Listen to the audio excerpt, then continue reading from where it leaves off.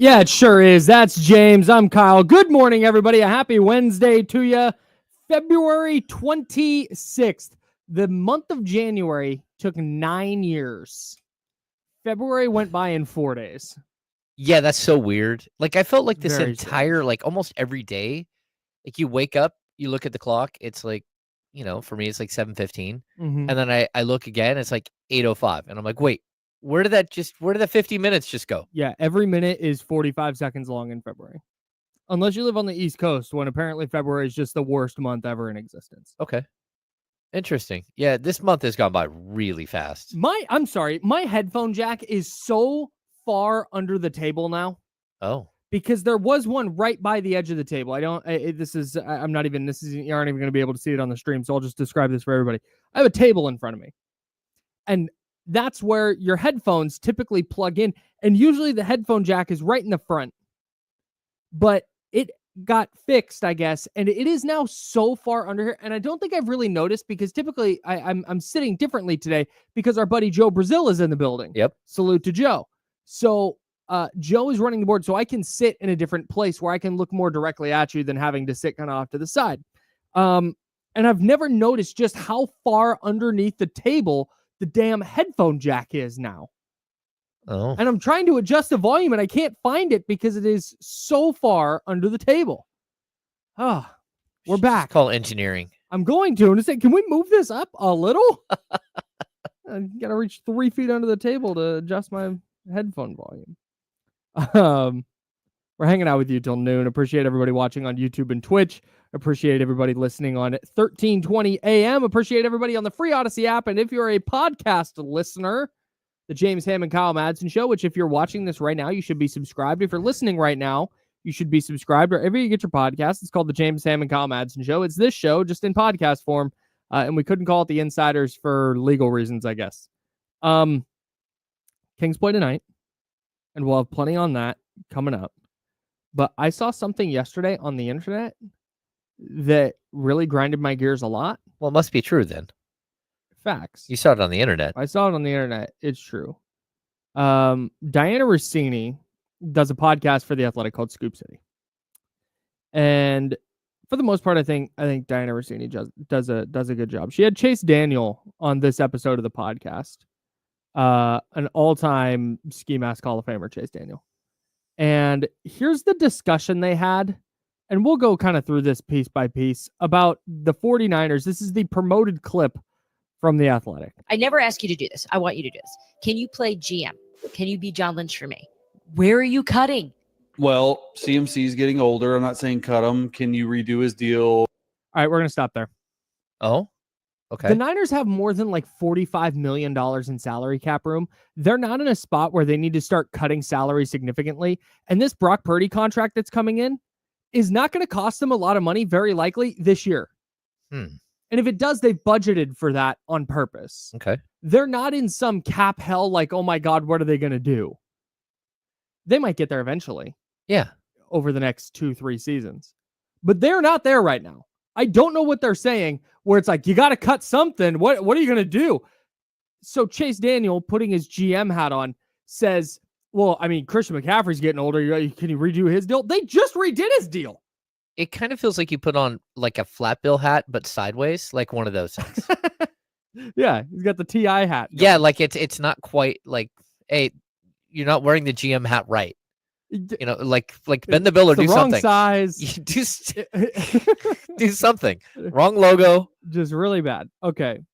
So Chase Daniel has no idea. That's fine. It's not his job to follow the 49ers. So why don't you just redo Christian McCaffrey's deal? Yeah, I guess. Why do we ask him these questions? But go ahead. I don't know. Oh, can you move some money? You got to get the $19.5 million off of Deebo Samuel's books, right? Like, what? The 19 maybe, and this could be where I'm wrong. I don't think I am. Okay. But we're $19.5 million. I don't know where that number came from. It's like $30+ million that they're trying to figure out with Deebo Samuel. And you're going to have to eat that money, which is why I'm an advocate for, like, that's on your books.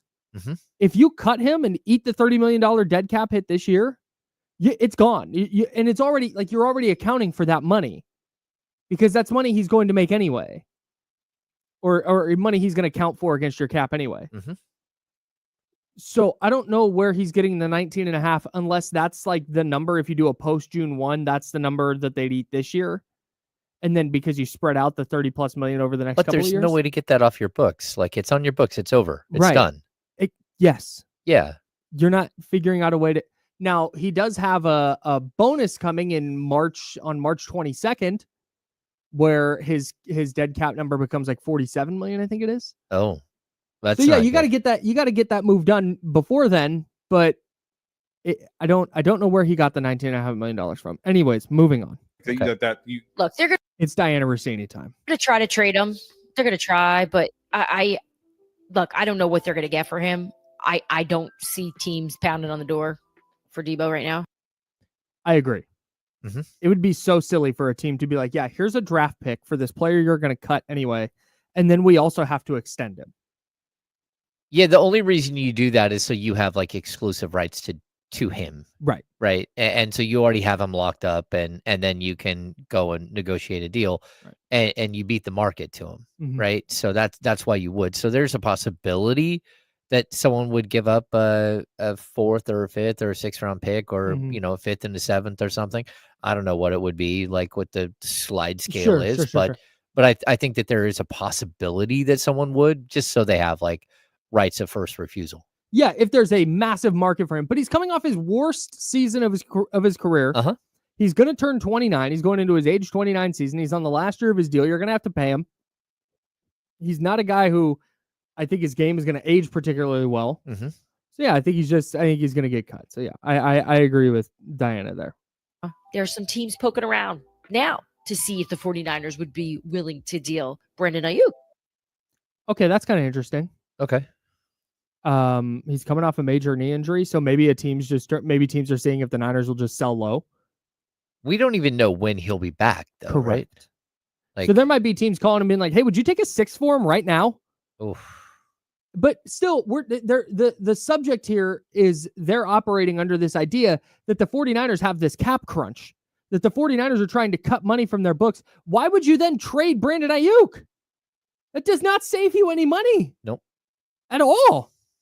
In fact, if I have this correct, I believe it would cost them more to trade him this year than to keep him. Yeah, that's not good business, Kyle. I don't know. So okay, but again, I'm not. That's just a separate thing. It is interesting that teams are calling about Brandon Ayuk. I don't think unless some team is like, "Hey, do you want a second round pick for Brandon Ayuk?" Then they'll probably do that. Yeah. Just because you don't know what he's going to look like post knee injury. Well, then they need to make sure that, like, financially, that they're stable and like that you can't actually pull the trade off, Mhm. like financially. I mean, again, if you're going to trade him and it's going to cost you so much, then the answer is no. Right. Like, it would cost more than the second round pick because it's going to impact our books more than just paying the guy. Yeah, and I'm also not under the impression that, at least for me, I don't think Brandon Ayuk stinks. No, I don't think he's bad at football now. no. He got off to a rough start last year and then got hurt. And there have been at this point like thousands of ACL tears, and I know his was more extensive, and like there's a lot of work that needs to be done. The rehab process is big time, but he's also a player who worked his way into the league, who worked his way into being a high draft pick, who had to play at Sierra College and stuff down. Yeah, like this isn't a silver spoon kid who isn't going to do the work. Let's continue moving forward. Okay. Let me just take off the GM hat. Oh, this is gold. This is my favorite part of the whole thing. Chase Daniel's going to take off his GM hat and put on his quarterback hat. Here we go. Does he know though when he takes off his GM hat, his hair is going to be messed up? I just no. Look at how finely coiffed. Let me just here we go. Take off the GM hat and put on my quarterback hat. If I'm Brock Purdy and I even get a whiff of you trying to trade my number one receiver, I am not signing with you. I am going to pull the leverage card and I'm going to play out another deal. What? What are you talking about?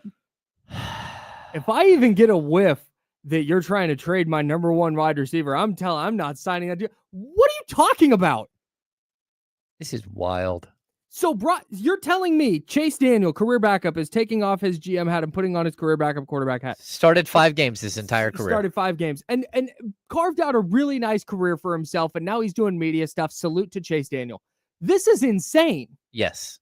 So Brock Purdy, who's going to make between $50 and $60 million annually on this contract, is going to hear that the 49ers took some calls on Brandon Ayuk, and he's going to go, hey, you know what? Pass on that contract. Don't want it. I'm going to go risk my health in the final year of my rookie deal, making $14 an hour, and then I'll go try and get a different deal elsewhere next year. Get out of here.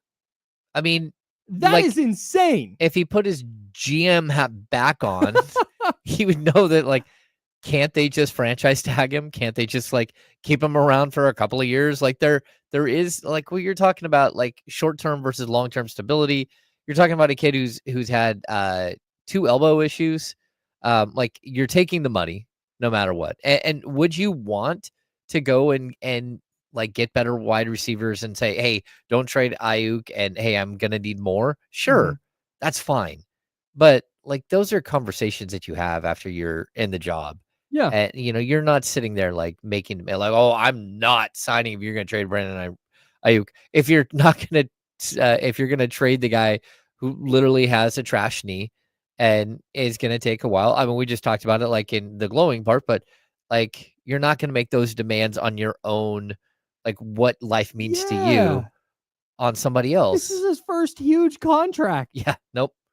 No, I'll take the Brinks truck. Go ahead and back it up. Yeah. Hey, and if you need to trade Brandon Ayuk, cool. Like if that, I'm just gonna go count my money. Yeah, I don't care if you drive on my lawn when you back up the Brinks truck. If you hit like the little statue out front, it's okay. Fine. I don't care. I'll just buy a new one. Just go ahead. Don't run over my dog or something.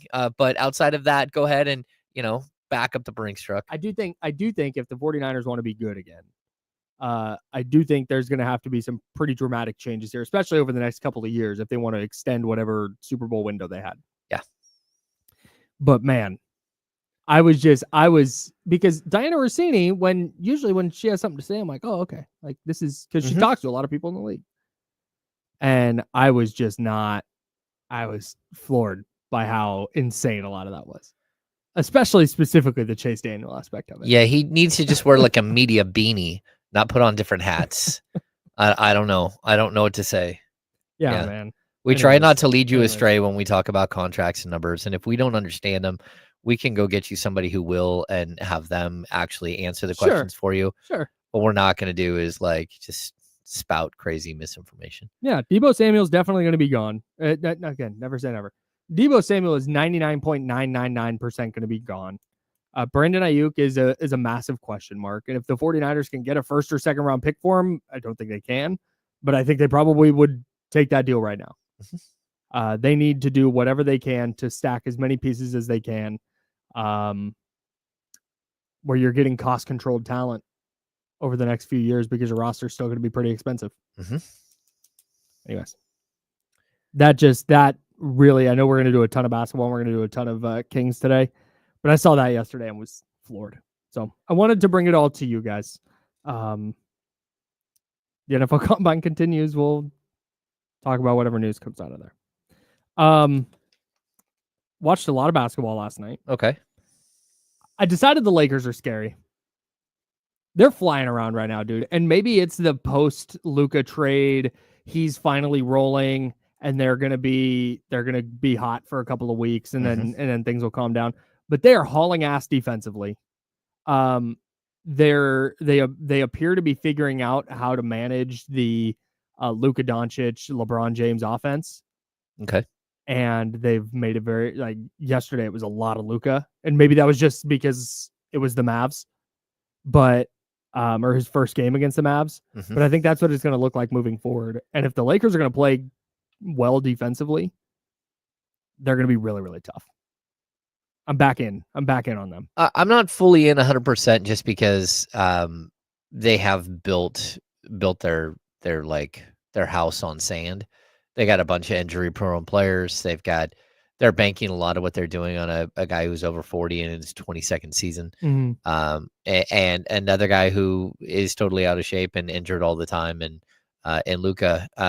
But I think that there is a way in which, if they get healthy, they get a little bit of chemistry built here, that they could be a problem in the playoffs. If you get a pissed off Luka. Yeah, pissed off Luka, but I think we understand pissed off Luka is one thing, but there's also Luka. I don't care. There's also like all the other versions. Okay, great. So Luka was drinking so much and smoking so much hookah that they think there's going to be a catastrophe in 5 years. That's what Sam Amick reported in The Athletic. Those are his words. He went to the finals last year still. Yep. And now he's on LeBron James's team.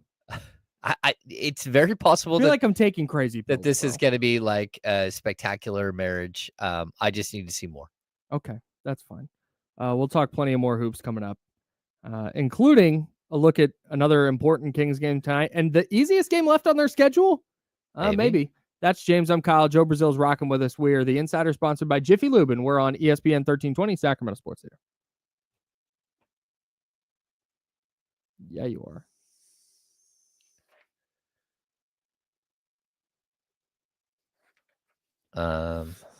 That's funny. You said Jiffy Lube like the candle.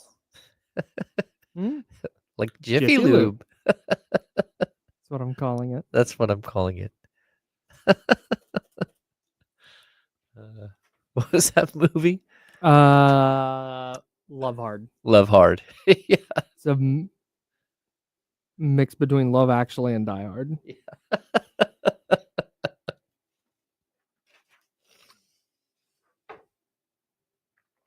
What's going on at Chatty House? Hi, friends.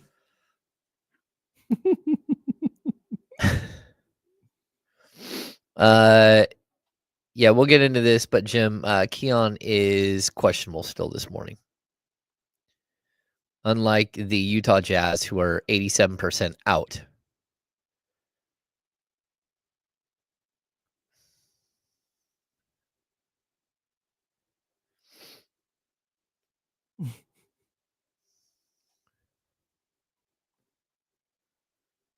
Oh my God, he had a beer one time. Whoa.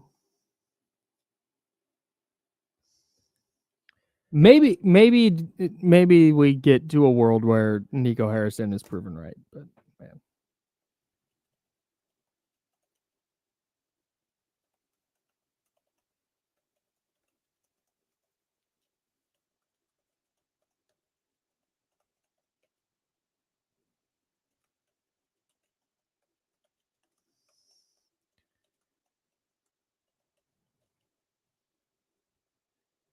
Spelling his name wrong.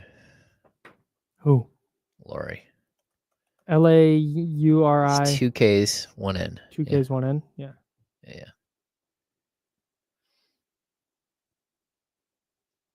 Well.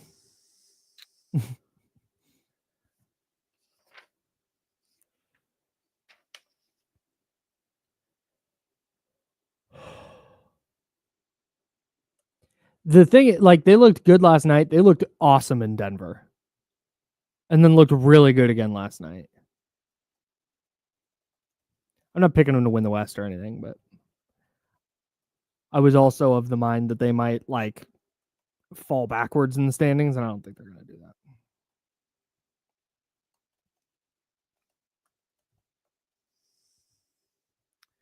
Oh my God, the scores.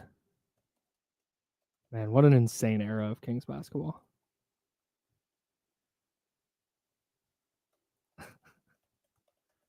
That was very short-lived. That was great, man. What a fun time. Yeah. It's kind of baked in, Johnny.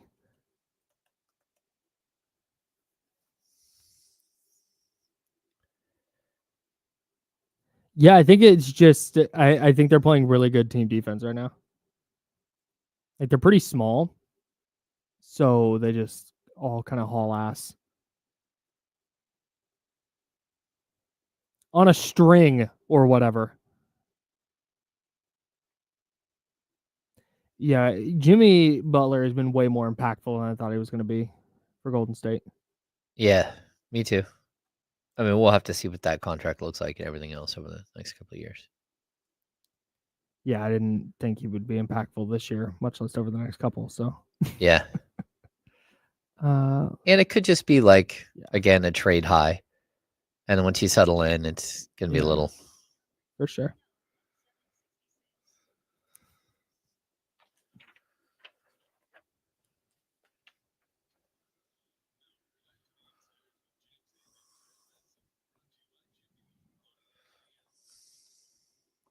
Are we just collectively rooting for the Cavs in the playoffs? I think Assuming so. the Kings either don't make it or get eliminated early. Are we just collectively all pulling for the Cavs except for Jesse Tapia? I would think so. Like, it's a good story, Mm-hmm. you know, and they're a team who's sort of built the right way, taken the necessary steps. They've, been able to retain a star. I do think that that's a team that I would root for. Yeah, I think so. I think same. Because I don't like anyone out of the West. I'm assuming the conference final is going to be OKC and Denver. Yeah. Maybe Memphis. We're going to write it right now. I'd say we're going to see OKC and Denver versus Boston and Cleveland. But a lot can happen between now and then. Yeah, Cleveland, they're in the East. They're not Boston. They just keep winning, and they keep winning convincingly, they're just man. fun. Yeah, 48-10. All right. We'll find out come playoff time, but the Cavs might become the official team of the insiders. They've won 8 in a row right now. Yeah, they're cooking, man. And 12 of 13. We got a few months to go before we get there. He's James Ham. I'm Kyle Madsen. Jiffy Lube's omnipresent. They sponsor the show. Joe Brazil behind the glass. Love getting to say that. Salute. Appreciate you helping out, Joe. Did the Kings get any help yesterday? That's going to be something we talk about a lot moving forward because of 25-ish games left. What other teams are doing is going to matter. Mm-hmm. Of course, the Kings need to win tonight, and we'll dive into their game against Utah. But what else is going on the NBA scoreboard is going to matter quite a bit for the Sacramento Kings, starting with the Phoenix Suns, who are one spot behind Sacramento right now. They lost in overtime to the Grizzlies last night, 151-48. Yeah, that's a heck of a score. I mean, it was overtime, right? Yes, it went to overtime. Yep. Lot of takeaways from this game. One, I keep coming back to we were talking a couple weeks ago, last week, about if there was a team in the West that could make a Dallas type of run, just a team we're not really thinking about. Mm-hmm. And I'd circled Memphis. Last night didn't do anything to harm that notion. Memphis is just really tough, dude. That's the thing. It's that they're tough. I don't even think that they're like they're talented, but they're not like over the moon talented. No, that's what. That's part of why they're scary. Like Desmond Bane, really good player, but has Desmond Bane ever been an All-Star? No. Jalen Wells, rookie, but awesome young player. Yep. John Morant's really good, of course. Jaren Jackson, good player. Zach Edey, playing 20 minutes a night. But then it's like Santi Aldama, good player. Brandon Clark, good player. Luke Kennard, good player. Gigi Jackson, good player. Vince Williams, good. Like just all these just rock solid rotation guys, spearheaded by John Morant and Jaren Jackson. They just have a ton of ways they can put the ball in the hoop. Yeah, they do. And they're really good defensively. They didn't even play our guy Jay Huff or John Conchar last night. Even Scottie Pippen Jr. has played really, really solid minutes for them when they need him to. Yeah, this is it's a very, very interesting team. Mm-hmm. I don't know that they have, again, they've kind of had such a huge detour in their build. Mm-hmm. So we don't really know what they're going to be in the playoffs because, they literally spent last year just not winning at all. Yeah. But like, who are they? And I think it's going to be like a really good question that has to be answered in the playoffs this season. But for right now, at least they're holding their own. They're interesting. The box score for the Suns. Bradley Beal has 24 points, 11 assists, and 5 boards. Kevin Durant adds 26, 8, and 7. Devin Booker has 28, 3, and 10. Bol, who's starting for the Phoenix Suns right now, has 23 and 8. and then you get 21 from Grayson Allen off the bench. Five And they guys with 20. lost. And they lost. I know. Like that's why we keep coming back to the Suns, right? Because we keep going, hey, if the Kings can finish like 500, they'll probably get in to the play-in. Yeah. Can you get to just 41 is probably good? 41, 42, 43. And the pushback is like, well, Phoenix has enough. But it's like Phoenix played about as good of a game as they can play last night, and they still lost. Yes. It's not good. It's tough, dude. Yeah. But the Kings will take it. I can't believe they lost that game. Me neither.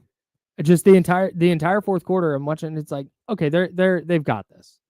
Like, it's Devin Booker. Okay, Kevin Durant's checking in with like 8.5 minutes left in the fourth quarter. They're gonna put this game away. And then the Grizzlies just kept chipping away. John Morant getting to the free throw line.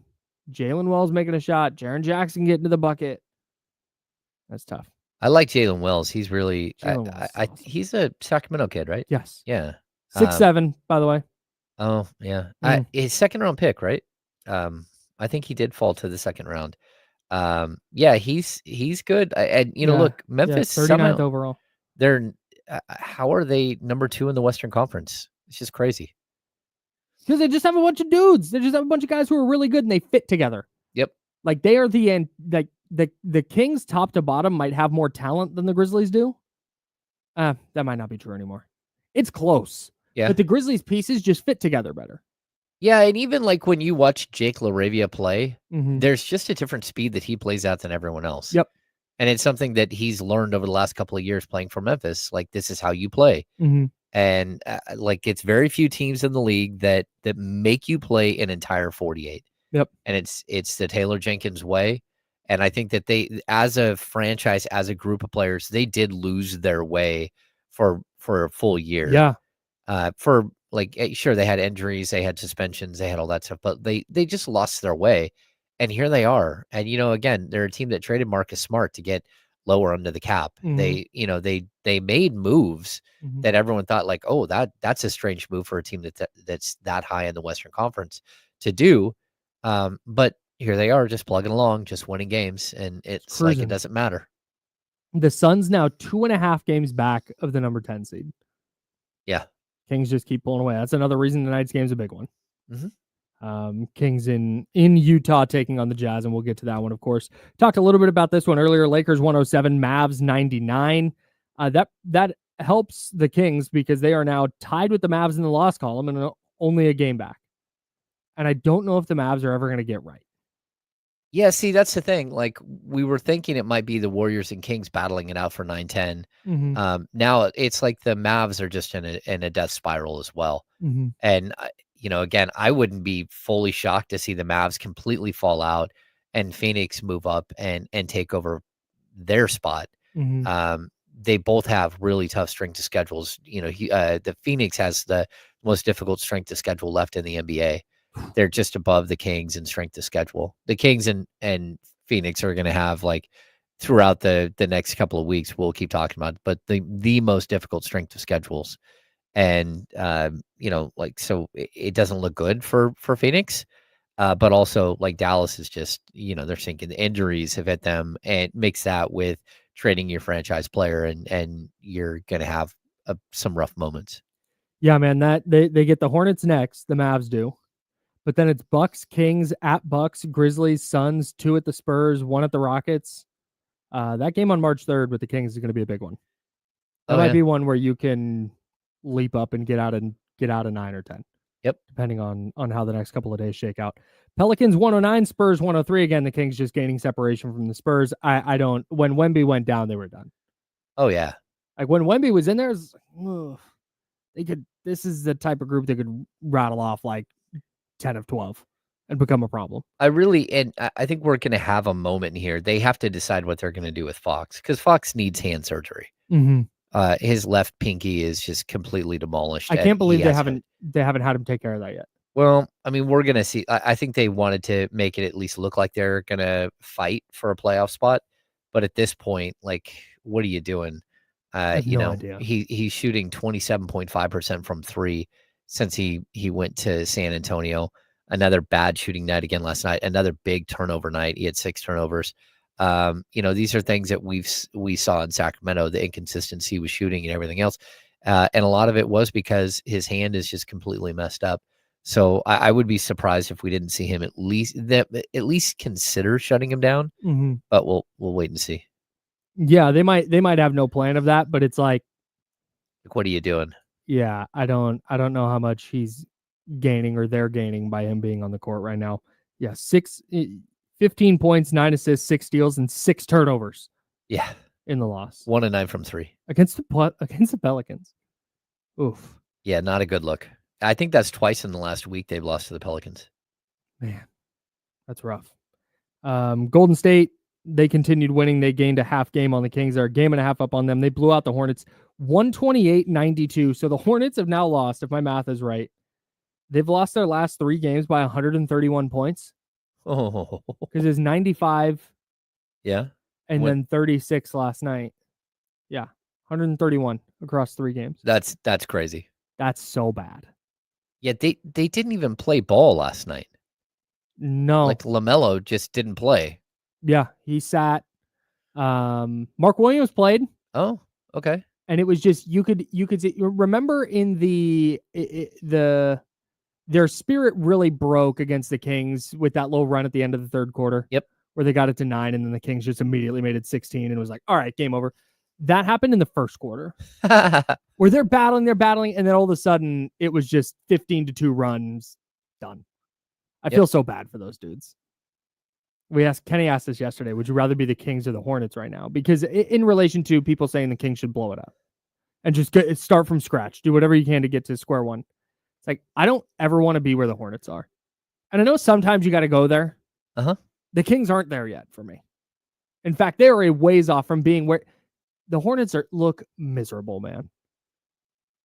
Okay, so can you imagine having to get on the radio and talk about the Hornets right now? No, it would be god awful. Oh, like there's nowhere to go with the conversation. I get that, especially when you have three players who are out for the season. Yeah. Brandon Miller. Yeah, who might be your best player? Yeah, Grant Williams and Trey Mann are all out for the season. When I'm watching, like when we have these discussions, I know Kenny wanted that question answered yesterday, but my answer is like, look, it doesn't matter what I want. That's not what they're going to do. Like the Kings aren't going to blow it up, and at least not that I see. They're just not going to take the necessary steps to go backwards so far. But it's a hypothetical to fan that's saying they should do this. Yeah. I get that. Okay, what would that look like? And I would way rather the Kings try and tinker with what they have and figure this out and stay competitive than, I mean, obviously I don't want them to roll forward with this roster. They're going to have to do some different stuff. But I would so much rather try and tinker and find like the right pieces and maybe hit on a second round pick. Maybe it's Isaac Jones. Maybe it's Isaiah Crawford. Maybe it's I don't know. Maybe Devin Carter just becomes a ball player. Yep. And you just find that one thing that, okay, hey, all of a sudden this is a playoff team. I'd way rather try that than be where the Hornets are losing by 131 points in 3 games. Yeah, I mean, it's just like to cover that stuff is just horrible. Like I've covered really, really bad seasons in Sacramento. Mm-hmm. I missed the 17 win season. That was the 09 draft when they should have had the top pick with Blake Griffin, and they fell to number 4. 3 teams jumped them to move into the top 3 spots, and they ended up with the 4th pick. The next year, they were the second worst team. 3 teams jumped them again, and they jumped them and the worst place team. So they drafted 5th where they got Cousins. So like there's all of these points where being bad doesn't like it's really tough to be so bad that you're gonna guarantee like a top 4 pick. You can't. Like there's always somebody who moves up, and some drafts at the number 4 pick or number 3 pick can help you. Other drafts they can't. Like again, like the Keegan Murray draft is another. Like the Kings moved up to get to number 4 to get Keegan. Like that, sure, that's great. You moved up and all that stuff, but you can't bank on being bad and getting the picks that you need. And to be that bad, you have to be horrible. You have to be this bad. You have to be 14 win bad. And even still, the Kings play the Pelicans a couple of times. They're a 13, 14 win team. Mhm. This is a 14-win team. Washington's a 10-win team or 9-win team. Like 10. there are a bunch of teams that are just like, oh no, we don't want to be good at all. The Raptors are 18-40 and are very likely not going to finish as one of the worst 4 teams in the league. Nope. But you hope that. Ooh, okay, 18. Did the Hornets get to 18 wins? No. Oh, okay. They're 14-43, so No. they got 25 games left. Well, they might have to play the Wizards a couple more times, so maybe that's a possibility. But yeah, it just depends on who they play down the stretch. Take a peek. Oh, they got Washington coming up March 1st. They've got New Orleans. They've got the Raptors Okay. in Toronto, Atlanta. So we're saying there's a chance. Atlanta is bad as well, but they, of course, got off to a late start, and they can't tank. I mean, they can tank, but it doesn't matter if they tank because they Yeah. don't have their pick. They have the Bulls on their schedule. They finished with 2 games against Boston. Oof. The Hornets do. I haven't even looked to see how bad the Bulls have been since their trades. Probably not great. I haven't looked either. Yeah, I'm guessing not great. Let's see, where are we at? Oh, no. Since February 5th, they're 1-7. 1-6 since Yeah. February 5th. Yeah. So bad. And they're just getting smoked. It's been a little better since the All-Star But then break. they just punked Philadelphia 142-110. Yeah. Philly stinks too. Oof. Yeah, there are a lot of bad teams in the NBA right now. So many. And the Kings don't play any of them down the stretch. Yeah. That's not true. They play Utah tonight. They've got a few other quote unquote easy games on the schedule. And we'll talk about those coming up in a few minutes as we start to dive into the Kings Jazz game tonight. He's James Hammond, Kyle Madsen, Joe Brazil's hanging out with us. We are sponsored by Jiffy Lube. The 49ers announced some coaching staff changes yesterday. Clay Kubiak officially hired as the OC. Oh, It's big time for Clay. does it mean anything? No, Probably not. not for the 49ers. Like it's not, he's not going to have play calling duties. This is a title change that comes with a raise and may put him on teams' radar for head coaching positions. But Kyle Shanahan literally said his job's not going to change. Okay. So it's for our purposes, it's a title change. Yep. If their offense struggles, I'm not going to be like, the Clay Kubiak offense It's stinks. all Clay Kubiak's fault. No, they're trying to pay him some more money. Brian Greasy very quietly stepped away from football, it sounds like. Okay. They just announced yesterday, Mick Lombardi, former Raiders OC, is the quarterback's coach now. All right. Interested to see how that goes. That might actually matter. Brian Greasy's been the only quarterback's coach Brock Purdy's had. So that'll be a little bit of an adjustment. I'm not going to go through all the coaching staff changes because most of them don't matter. John Lynch's kid, Jake, is a defensive quality control guy now. Oh. As the 49ers continue to not beat the nepotism allegations. And then Leonard Hankerson, just a name to watch, just a name to keep an eye on. Started in 2021 as an offensive quality control coach, immediately got bumped up to wide receivers coach. He's, of course, an NFL wide receiver for a long time. He became the wide receivers coach in 2022, and then he was promoted to wide receivers and passing game coordinator yesterday. Okay. So just a name to keep an eye on as the 49ers start losing coaches here. It wouldn't shock me at all if over the next couple of years he's an OC or a head coach somewhere. In all honesty, the one area that they've done a really nice job is developing wide receivers. Yeah. Whether it's Jennings, Ayuk, Sure. Debo. Yeah. Not Ronnie Bell. True that. Not Danny Gray. No. Tough scene for our guys. Salute to Danny Gray, Super Bowl champion. But yeah, so I don't, nothing earth shattering yesterday. One of the things Kyle Shanahan has done a really good job of in his tenure is hiring coaches, though. They've had a lot of coaches leave and they've maintained a really good coaching staff. So aside from a couple of missteps at defensive coordinator over the last couple of years, or specifically last year, Special teams. I guess. And a special teams coordinator. Yeah. They've done a nice job and hired a bunch of new coaches yesterday. So, that's all I got on the Niners today. Okay. We got free agency coming up in a couple of weeks in the draft. We'll hit all that when the real stuff starts to happen. All right. Speaking of real stuff happening, the Kings, for real, play the Utah Jazz tonight in Utah. We'll dive into that game. It is an easy game, from a record standpoint. But one of very few left on the schedule. We'll tell you why it's important next. He's James. I'm Kyle. We're the Insider, sponsored by Jiffy Lube. Joe Brazil's here as well. Joe, hit the button.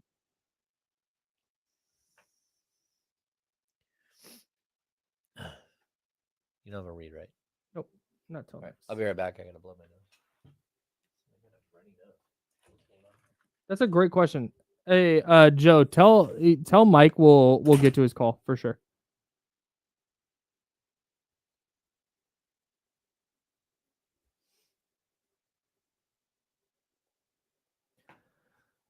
What up, gang?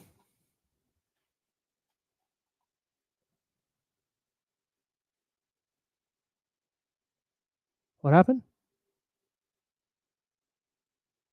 Oh, not me, Kyle. Okay, would you trade Lyles and DeMar for Embiid? No, No. I want nothing to do with Joel Embiid. I like Joel Embiid. I always have. Bro, no, it's fine. I know it's not. What's up, Michigan? Yeah, no, that's par for the course. Sorry, bro. No, it's not anything against him. He's obviously an awesome player, but he's making $1 bajillion. Yeah, he makes a lot of money. And he's Yeah. going to play 20 games a year. Like, I just don't want to take that risk. I don't want to. You're take right. That gamble. You're not wrong. I agree. I mean, I don't know though. I saw someone say Isaac Jones, who they wouldn't even do that. I mean, I get it. He makes a ton of money, but I'm on Embiid's side. I think he's a great player. He is. If he can get out on the court, obviously. Yeah, but he can't. He can't though. I can't. he's I getting can't argue old. with that. He's getting older. It is true. The fact that they didn't just use this year to reset, get him surgery or whatever he needed on his knee, and then fired up again next year is just insane to me. He has played since the start of last season 58 games. Who's that?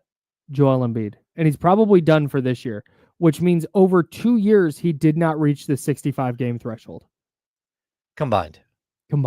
He's reached that threshold. By the way, if Joel Embiid in his entire career if they had the 65 game threshold that entire time, he would have an MVP and 2 All-NBA teams. And that's it. Oh. I'm a little biased. I'm not gonna lie. The 1 year I drafted him in fantasy, he did amazing, and I got a lot of pushback for that when I drafted him, and it paid off. But yeah, man, 31 and 12 and 4 with a block and a half a game, and then 33 10 and 4 with almost 2 blocks a game. Yeah, man, he's awesome. I want no parts of a guy making that much money who's going to play 50 games for me. Maybe, if I'm lucky. Nothing against Joel, the player, though. Really good player.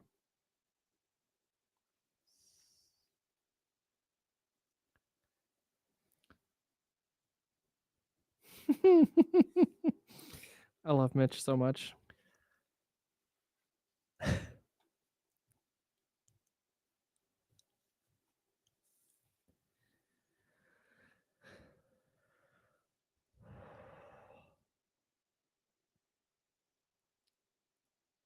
Why would Minnesota want DeMar DeRozan?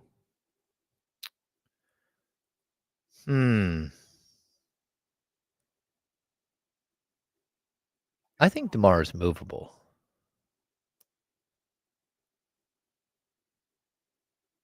I'd rather have Embiid, honestly, lazy. Then who? Zion.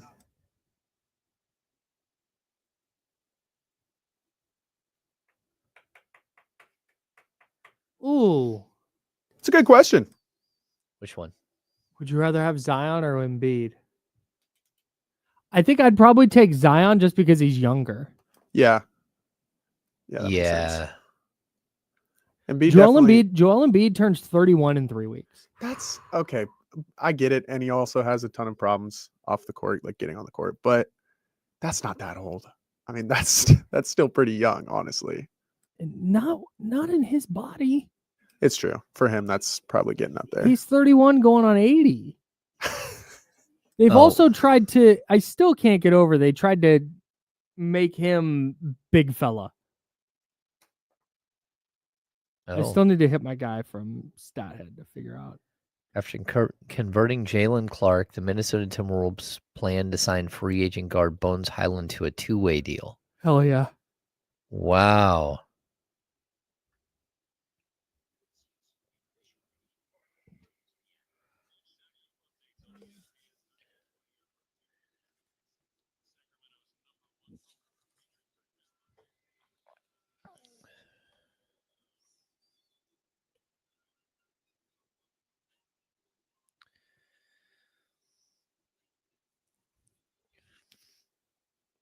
That's James. I'm Kyle. Kings Jazz tonight. I almost said Golden One Center. That's not the case. They're in Utah at the Utah Arena. Is it Vivint? Sure. I think it is. You can tell me anything about the city of Utah or the state of Utah, and I'll believe you. I've told you, like, that is the worst flight to go in.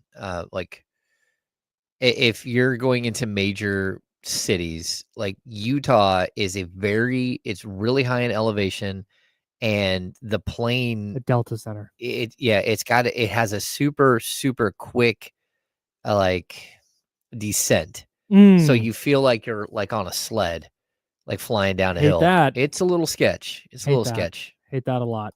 No, look, man, this is another, and I know that, I mean, this is going to be the theme of the year. Every game's going to be big for the Kings down the stretch, but the Jazz are 14-43. This is one of the 5 easiest games left on your schedule. And they're all NBA games. You got to play hard. I get it. We'll have keys to victory and stuff. But they have Utah, a 14-win team. You also have Chicago, which is what are they at? 23 wins, I think. They're 23, but since the trade deadline, they've lost 6 out of 7, right? They are 23 and going the wrong direction. Sounds like me. The Portland Trailblazers, Okay. who've been playing better of late, but You still have, they beat the Kings. they're 25-33. You play them in a couple of weeks. Maybe they'll pull the plug by then. Who knows? You have But I'm one gonna more call game them- against Charlotte, too. You have one more game against Charlotte and one more game against Washington. Okay. Those are both later in the year. If you win those 5 games, Utah and then the 4 we just named, you need to go, and 45 wins is kind of the number we circled. You would need to go 11-9 in your other 20. You need to go 2 games over 500 in your other 20 games to get to the 45 win mark. Okay. Which is, again, not easy. Not saying I would put my life savings on it, but that's doable. That's not something insane where you got to go 15-5 during the hardest stretch of your schedule. Yeah, I would say like 500 during that stretch, maybe even a game or two under 500 is more realistic. Mm-hmm. So, you hope that they could get 5, 6, 7 games over 500 by the end of the season, but it's not simple. Sure. Right. Mm-hmm. So, we'll have to wait and see what this team looks like, how they respond. But these are games like tonight. I look at the game against Utah as more of a practice than anything else. Like the Kings need to look at these games as opportunities to get a rhythm, to build chemistry, to get the guys on the court that are going to be on the court, to not worry about who is out there for the other team, because most of their guys aren't going to be out there, and just play the game the right way, play with the same energy that you played with when you beat up on Charlotte. Like these are things that they've got to figure out like right now, because you're not going to have a bunch of days off from here on out. You've got to take advantage of like almost practice time when you get it. And that's, again, if you look at the way they handled their business against Charlotte, that's what we saw. We saw a team that figured out how to like put the hammer down on somebody and run.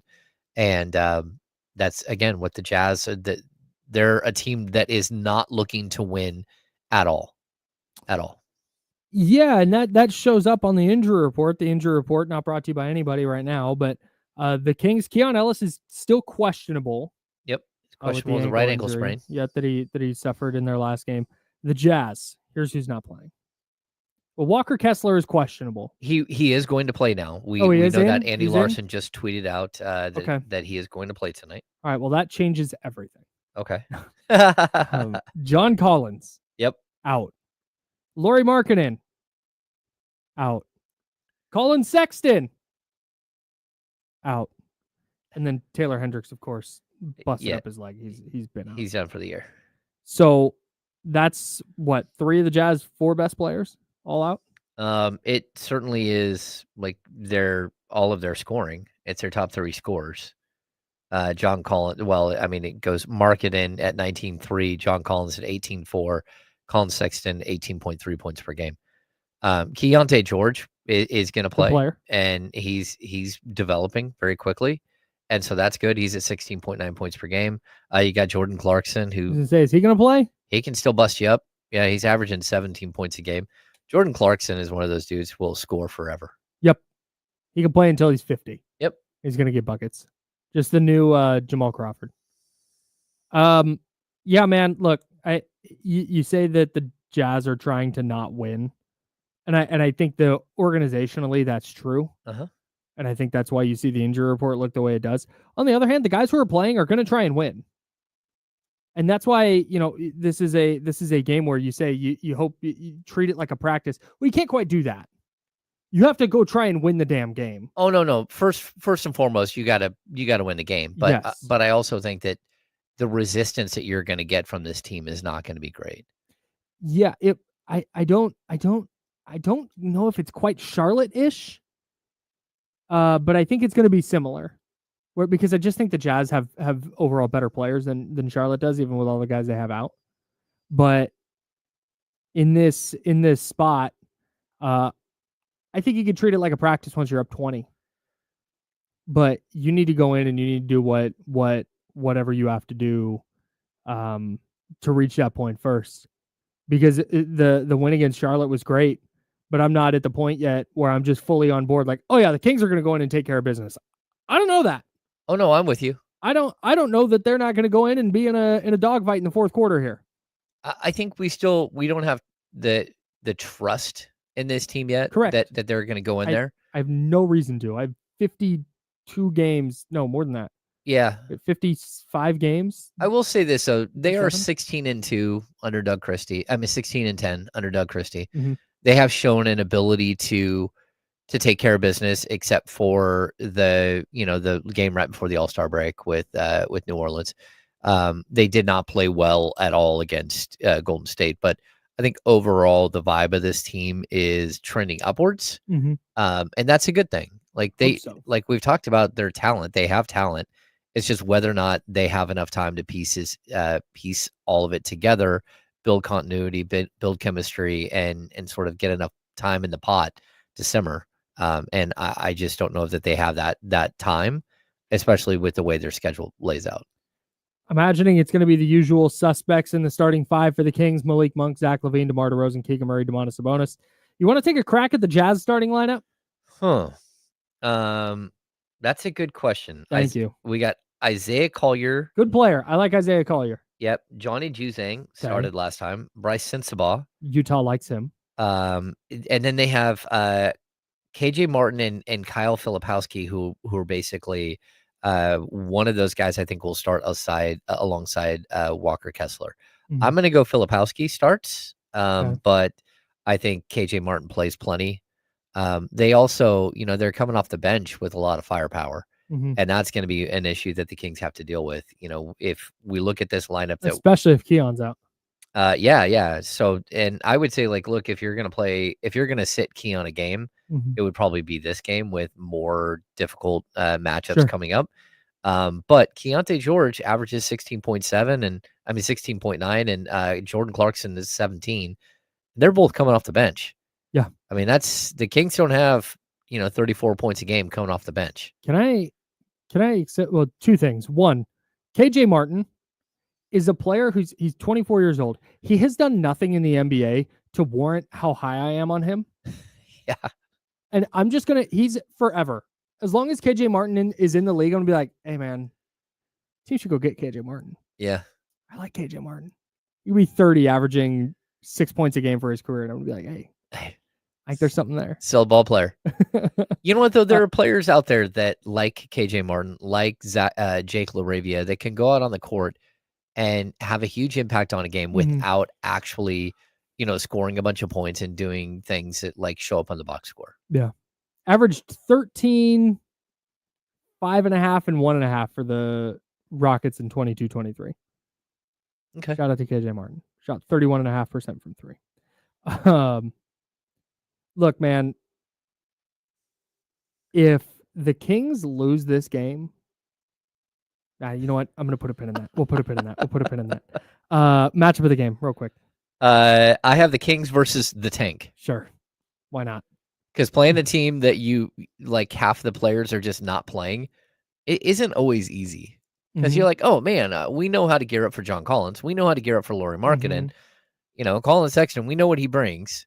When all those guys are gone and you're playing against the Tank, like it's very difficult. Like, what exactly do I expect from Bryce and Sabat tonight? And that's what you're, as a team, you've got to walk in like expecting the unexpected. Yep. Can't throw your jersey on the court and necessarily expect to win. We'll have keys to the game coming up in a bit. I'm Kyle. He's James. Should be another proverbial layup for tonight for the Kings. At least you hope. We'll have your keys to victory coming up in a bit here on ESPN 1320. That is Sacramento Sports Leader. Hey, I have a read here. I got it.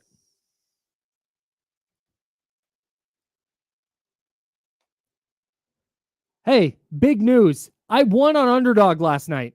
I got a W. I'd lost 6 lineups in a row on Underdog Daily Fantasy, but I was back in the saddle last night. Luka Doncic got that triple-double for me.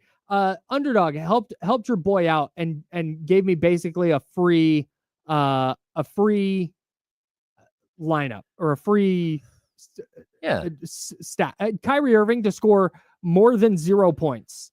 Oh, if Kyrie Irving scored 1 point, that was going to be a winner for me. Luka got that triple-double. I got 2 out of 3. I did a flex play, so I can get 2 out of 3 and still win some money.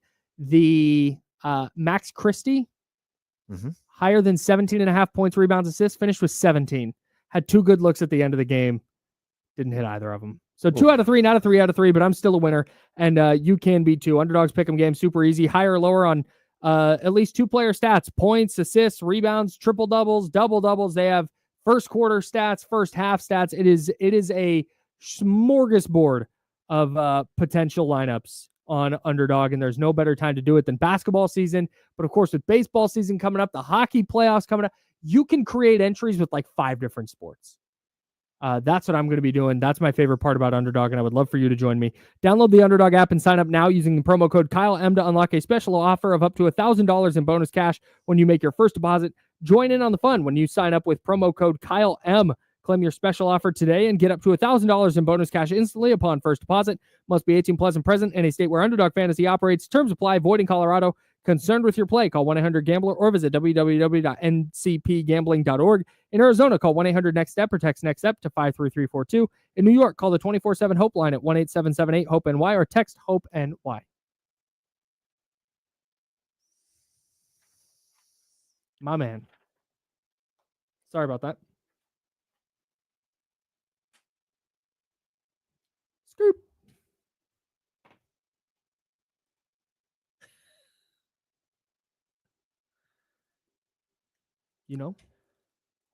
Thank you. Thank you, man.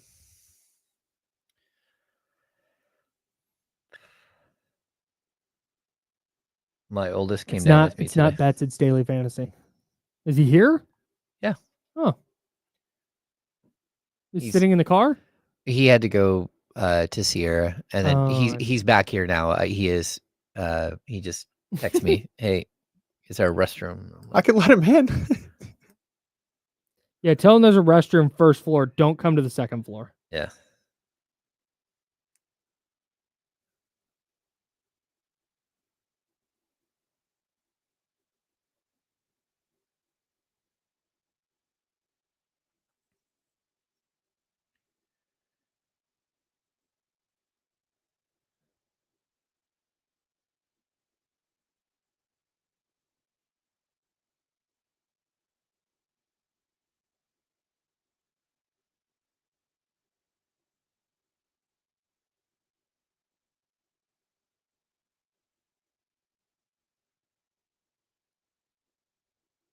Let me see if he wants to come in yet.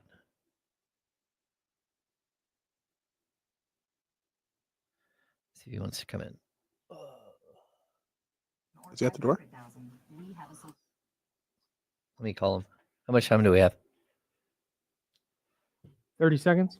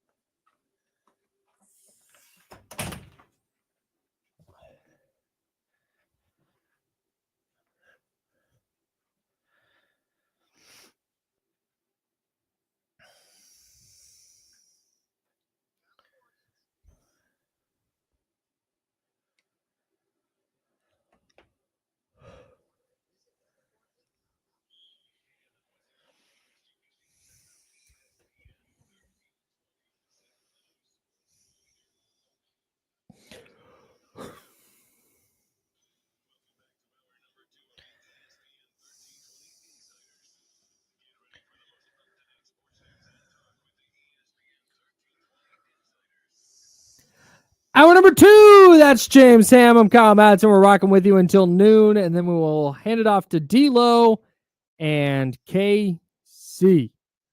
That's James. I'm Kyle. The Kings and Jazz play tonight. Look, here's the deal, man. I'm obviously in the start Keon Ellis camp. Of course. And I'm still here, despite a recent win. I'm very much still here. If Keon Ellis doesn't play tonight and the Kings lose, I'm going to be on here for 2 hours tomorrow on this show, on this station, talking about how Keon Ellis needs to start.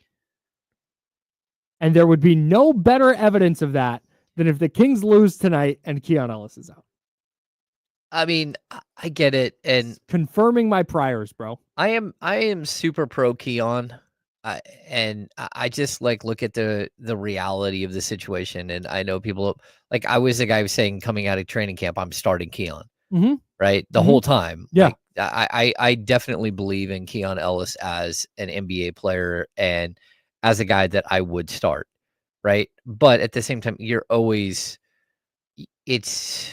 more complex than that. It always is. Sure. And so I agree with you. I hope he does play, and that I hope that he gets right back out there and looks, 1,000%, like the player that he is. Yep. But at the same time, I just don't know how you press the button to start him at this point. And I think they're doing the best they can, subbing in 4 minutes into the game and stuff like that. But but also, if he doesn't play tonight, I expect to see a lot more Markelle Fultz, who shockingly has been a ball player. Yeah. He's a hooper.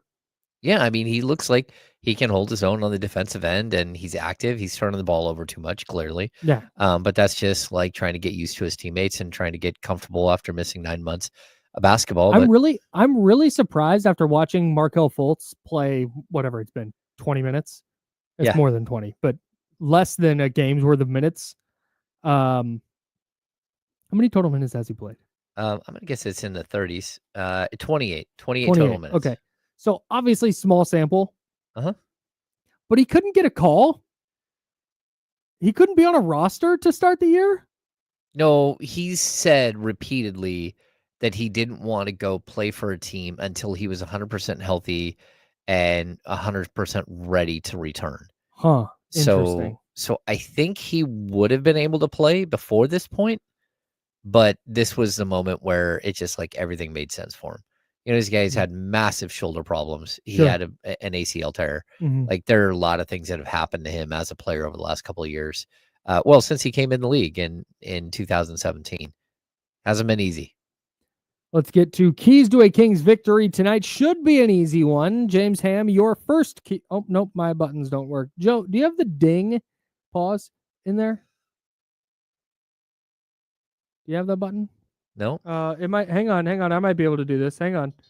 Hey, there it is. That'll play. All right. That's the first. James, you do this.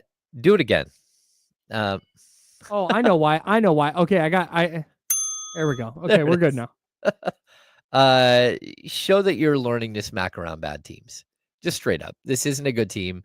It's not a team that you have, like, if you were to lose this game, what it would mean for the rest of your schedule is just so hideous. Yep. And, sure, you can still make the play in if you lose this game, but you're just making life so difficult on yourself. So I think that the Kings need to show that they've learned that games against teams with 13 or 14 wins, they're easy wins. You need to go and take care of business and demoralize them and win by 40. Yep. That's what good teams do. That's it, man. And like you said, if they lose tonight, I wouldn't be like, oh my God, they're not going to make the play. It's not that. But it would be just such a massive step back from a momentum standpoint and from they're building something standpoint. I would, you got it. I'm with you, man. You got to go, turn their last win into some consistency. Number one for me, arrive safely to the arena. Make sure everybody get there on time, hydrate, get a good warm up in, get a little lather going before the game starts. So as long as everybody pulls up to the arena, that's a big one for me. Number two. I same thing I said earlier. Use this game as practice. Like, honestly, this is a game where, when you're trying to get practices in, it's very difficult. But you need to run your play sets, and then you need to add in a couple of ingredients to your play sets, and you should be able to do that against a team like this. You should be able to, again, they're just like moving targets on the court. You need to use this game as an opportunity to work on your zone defense, as your opportunity to work on switching, to work on some of the nuances of the game that you just haven't got down with a new group of players yet. And I think the Kings can do that in this game. Yeah, just putting more good stuff on tape. Mhm. I think that's big, and doing it like you said in a game setting and not just a practice setting. For me, number two, find the hot hand. Whether it's Zach LaVine, whether it's DeMar DeRozan or Malik Monk or otherwise, whoever's hot, just continue to get them the basketball. Don't go, oh, that player's hot, now I need to get hot today. Nope, just run your offense, get it to Domas, let them run around, find the hot hand. And whoever it is that's going to score 30 plus, let him go be that guy. Yeah, I really like the way that they allowed Zach to be that guy in the last game. I liked how they allowed Keon to be that guy a couple of games ago when he went, 10 of 14 from the field or whatever. The same thing with DeMar. DeMar got hot, 42 points. Like, keep feeding him. Yep. Like, figure out who it is. And then the rest of the guys, like, play to your strengths. Like, try to be a good teammate and try to support the guys. Yep. That's it. Number three. I think we need to see Sabonis eat. This is for me, like pregame, in game. Over his last 10 games, actually, is over his last 11 games. Sabonis is averaging 16 points. He's at 14.3 rebounds. He's at 5.6 assists. But he's only shooting 54.8 from the field. He's only shooting 29.2 from three. I just feel like he's been left out a little bit, and this is a game where you should be able to attack a guy like Walker Kessler. Sabonis has beat him up quite a few times. Like, let Sabonis get rolling as well, because if you want him to be your offensive hub, he also should have a seat at the table. He needs to be a guy who gets 20, 24 points in a game like this and sort of, kind of gets his momentum back as a player. And it's something that I don't think we've seen for a couple of weeks with him. I think the best version of the Kings right now is one where he has the ball in his hands a lot. Yes. Number three, for me, hold on to the basketball. Stop giving the basketball away. Yeah. You won by 42 the other night with 18 turnovers. I would like to see that number down around like 10, 11, something like that. Yeah. That's going to be such a huge step. If you're going to go in and you can get away with beating the Hornets with 18 turnovers. You can do that against the Jazz. You can probably get away with 18 turnovers. It'd probably make the game a little more tough, because I think, like I said, Utah's overall more talented than Charlotte. But you're not going to beat Houston with 18 turnovers. You're not going to beat some of these tougher teams down the stretch with that many giveaways. So I'd like to see that problem become less of a problem, and let it start tonight in Utah. Yeah, I think that that's such a good point, Kyle, because when you look Thanks. at this team, like they have just they don't take it serious enough. You know, Doesn't seem like it. Like, they don't very low respect. urgency. Yeah, they don't respect the ball, Mhm. and it's something that I know infuriates Doug that they act this way. But you know, we talked about the one game that they've had over the last like 2 weeks where they barely turned the ball over. They had 11 turnovers. They had 10 in the first half, and Doug Mhm. Christie had called multiple timeouts and just ripped them in the first half because they just kept turning the ball over. Mhm. They stopped. They showed you they could do it. They had one turnover in the second half. Now this is a point where say, look, let's be adults. Yeah. That's what it is. Like, be the adult in the room, Mhm. take care of business, handle, make good passes, and just play the game the right way, and Mhm. good things will happen. Yep. 1,000%. I don't think I need to see the Kings blow out the Jazz tonight. It'd be nice. But I think what did we say the spread was? 9.5 points. Yep, 9.5. Can you just cover? Like, win by 10 and just control the game? That's going to matter more to me than like the final score. Just can you, whether you win by 40 or you win by 9, can you just control the game? Like, keep the worst team at arm's length, and maybe they try really hard, and maybe they knock down a bunch of shots, and you know what, you let them shoot 43% from 3. But I just want to see the Kings overall control the game more than I want to see them win by 40. Yeah, and I would say this is a team that, of all the bad teams that are left on your schedule, this is a team that actually has snuck up and beat some people. They beat Orlando. They beat Golden State. Beat the Lakers They beat the recently. Lakers. They beat the Houston Rockets. These are all in the last, 10, 15 games. Yeah. Like, they can beat somebody, and if you let them hang around, they can shock you. Now, I'd have to look and see how many of those games Lauri Markkanen, John Collins, Colin Sexton's played in. Yeah. But like, at the end of the day, this is not a good team, and you should go in there and beat them by 18 or by 20. Mhm. And that, to me, would be the minimum, like 18, 20-point win, not like a smackdown 30-something point win. Because when we expect that, then that doesn't happen. Sure.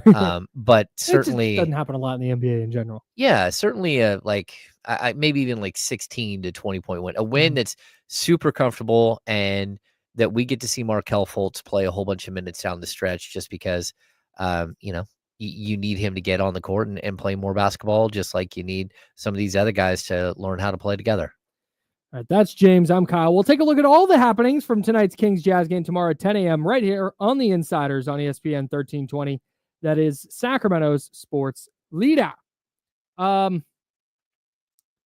Speaking of basketball, a legend is retiring. Diana Taurasi, at age 42, is finally hanging up her sneakers. 6-time Olympic gold medalist. That's wild. Insane. 3-time WNBA champ. She was an NCAA champion 3 times. The all-time leading scorer in women's basketball. She is the person that, and I'm sure that there are people who follow women's basketball and have followed women's basketball for a lot longer and a lot deeper than I have, who would disagree with this, and I will defer to those people.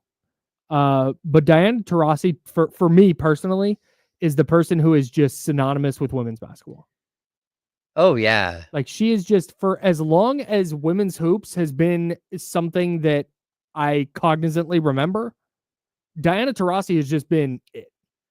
See, I think it's in your lifetime for sure, like in your sports watching lifetime. Before that, it was like Cheryl Miller and Nancy Lieberman, right? Those were like the big names. And then we get to another era where like the Houston Comets were just so incredibly good with Cheryl Swoops. They had Cynthia Cooper, they had Tina Thompson, they had other stars as well.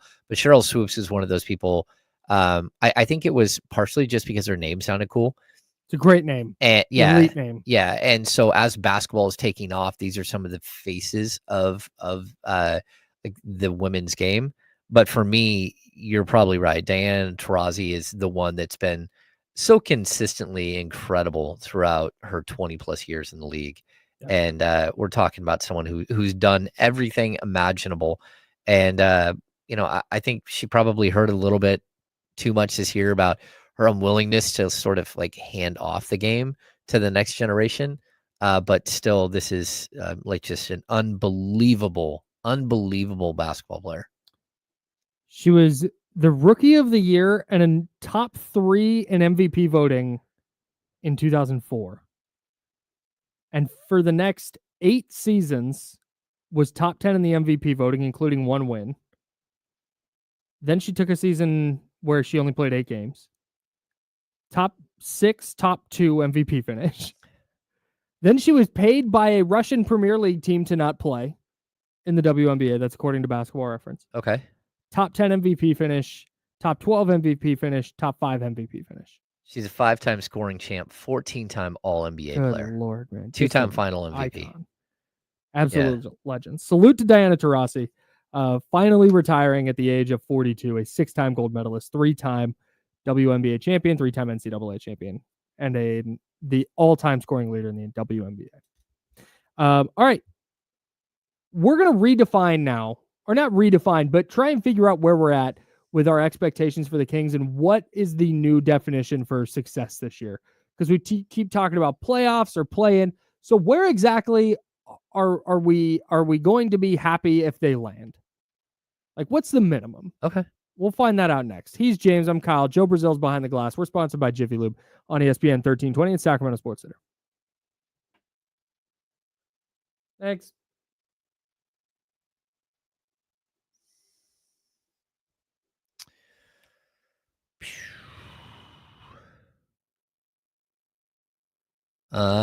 King Voss, this doesn't hurt her legacy. WNBA players make nothing. They don't make a ton of money. And so a lot of them, like historically, have played all over in Europe, where they make just way more money than they do here. And so like having somebody get paid to not come back and play for a year, that's okay. I don't think it diminishes her legacy. Yeah. Yeah. Same.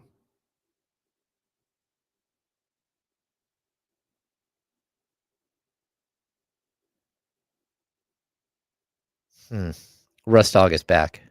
There we go. Yeah, I think Katie was a solid rotational player. Katie was like a dirty work, big, pointy elbows. I would not want to play basketball against Katie Christensen. Nope. And hey, reminder, her husband is on Survivor starting tonight. Oh, yeah, that's right. Joe Hunter. Firefighter Joe on Survivor tonight. It's the first episode. You're a big Survivor guy, right? I am a big Survivor guy. I ran into Joe the other night and talked to him just for a sec. Yeah, Tony, good comp. Katie was like Scott Pollard.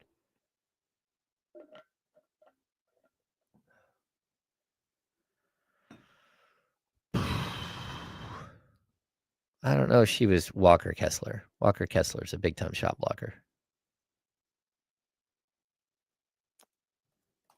Yeah, he came back to find out that he didn't get the belt. That's tough. Tough for a guy, Russ Dog.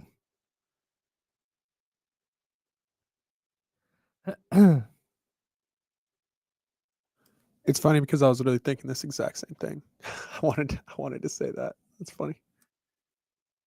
I'm gonna Today it would be Kenny, but I have never seen Katie Christensen play basketball.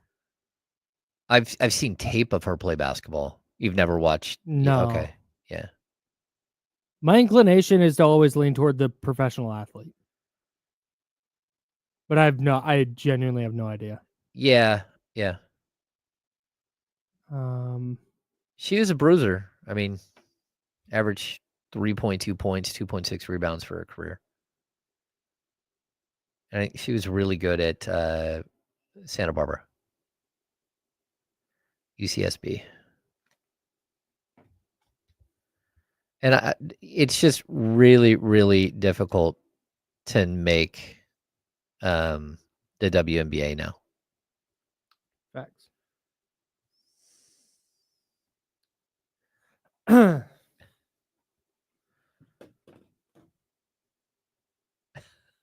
Okay. Right over there. I meant to do this last break and then realized there was like 8 seconds left. Yeah, I think I had like a slight allergic reaction to my coffee this morning. Like, that's the only thing out of my routine that I did today.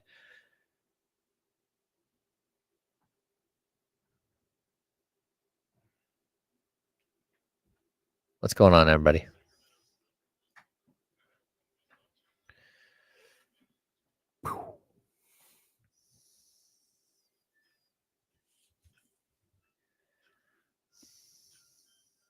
Now, back to the Insiders with James Ham and Kyle Madsen, brought to you by Jiffy Lube on ESPN 1320.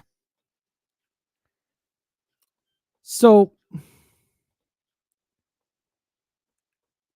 what's the new? I shouldn't say new. Going into this year, everybody had their own expectations for what the Kings were going to do. Uh-huh. I circled 51 wins. I said that's the number. I think they're going to make the playoffs, and where they wind up is going to be matchup dependent. So I didn't put anything on playoff series, but I said I think they'll comfortably make the playoffs. It's obviously I don't think going to happen. Maybe they still make the top 6. It's not going to be comfortably though. So, what's your new definition of success for the Kings this year? I mean, I think it's such a difficult question because what is that? What are we looking for here? Because if definition of success is that people keep their jobs, is a definition of success that someone did enough to earn a full-time job, as opposed to interim and Doug Christie. I don't know. I mean, like, look, I think the expectations from ownership is still like first round of the playoffs, at least at a minimum. I don't know if that's realistic, but that's what I expect that their idea would be, that they went out and there was talent added to this roster and that talent should equate to more wins and all that stuff. But that's not the way the game of basketball typically works. And sometimes you find some sort of, like chemistry, like automatically. And I know like the instant idea here is that they make the playoffs, right? I think the Kings would love to make the 6th seed so they're in the playoffs. They'd love to be the 7th seed so they only need to win one play-in game in order to make the playoffs. But like that is so far away from who they are today.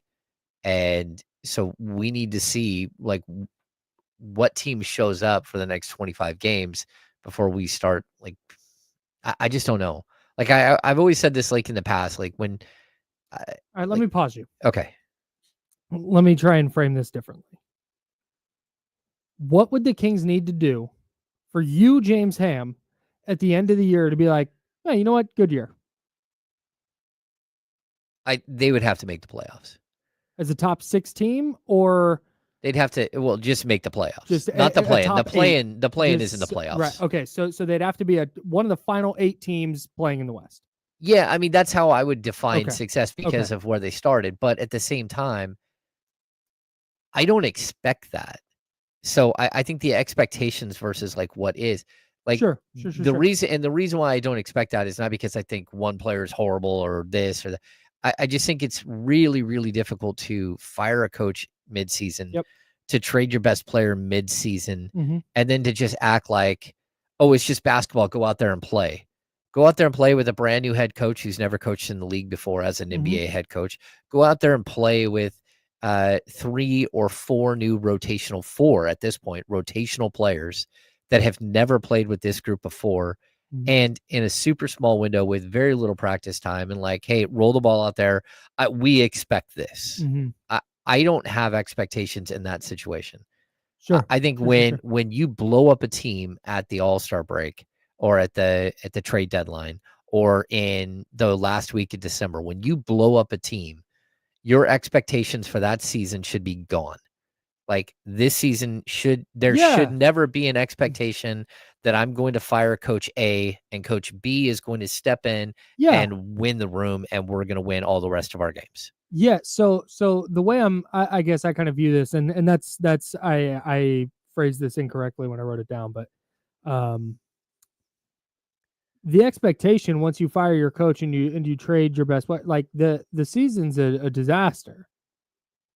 It's going to be really difficult to come out of this year where we're going, hey, feeling great about where the Kings are at. Even if they make the playoffs, let's say they're the 8th seed and they just get housed in the first round by OKC. It's going to be really difficult to be like, yeah, hey, but made the playoffs. Here we go. Because it just kind of is what it is now. If they make the postseason, it's going to be because of maybe they get up to the 7 or 8th seed and they got a home play-in game and they beat Minnesota. Okay. And hey, look, they're the 7th seed and they got beat by Denver in the first round or Memphis or whoever. I don't think we're going to be sitting here going, wow, what a year. What a magical year. Like for that to happen, you got to go to the conference finals or better for us to be like, oh, wow. Yeah. And I think like we keep changing the idea of what this, and that's why it's such a complex question, Mm-hmm. right? So if let's just say somehow the Kings do make the 7th spot, right? Okay. And they're the 7th spot in the playoffs and they go up against Memphis in the first round and they find a way to beat Memphis. Now I'm looking at them in a different way and I'm saying, okay, you had 25 games or you had 35 games together, 32 games, whatever it might be, to like figure out who you are as a team, to get better, to like make a move. And you made that move and you started to grow and you started to show me that, maybe this isn't doom and gloom. Maybe that next season you again tweak the roster some and you find some more pieces and you've got first round draft picks that you can go trade or whatever. Like there's a way out of the situation that you're in. But the way you get to that point is for, like, realistically, it's for Domantas Sabonis and Zach LaVine to develop into a duo that we all, have faith that they can go out and win 50 plus games in a season. That's not out of the realm of possibility. Now you're going to have to put the right pieces around those guys in order for that to happen. But that's where I think you can reset and show that, hey, there is a pathway forward. And so it becomes that, hey, though you have right now, I think everyone looks at this and goes, man, well, I at least someone like me, and you have 2 years and $95 million owed to Zach Randolph. If I can get to a point where it's like, wait, say that one more time. You have 2 years and $95 million owed to Zach LaVine after this year. Okay. Not Randolph. My bad. Zach LaVine. I thought right? maybe I missed something and No. you were talking about. Okay. Got it. No, if we get to a point where it's like, hey, can you extend LaVine?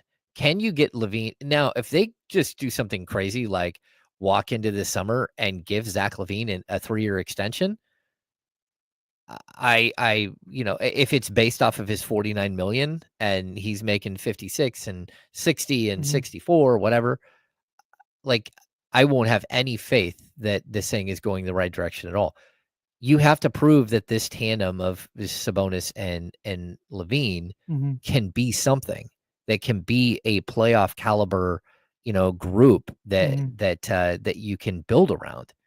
That's where I think maybe even more than like the success or failure of this year, it would be that you could create a window in which something could happen that was good for this franchise moving forward, where they still have the building blocks. Because if we're going to say that last year, coming into this season, the building blocks are Domantas Sabonis and De'Aaron Fox, and we feel comfortable with those two that are a potential 50-win team, right?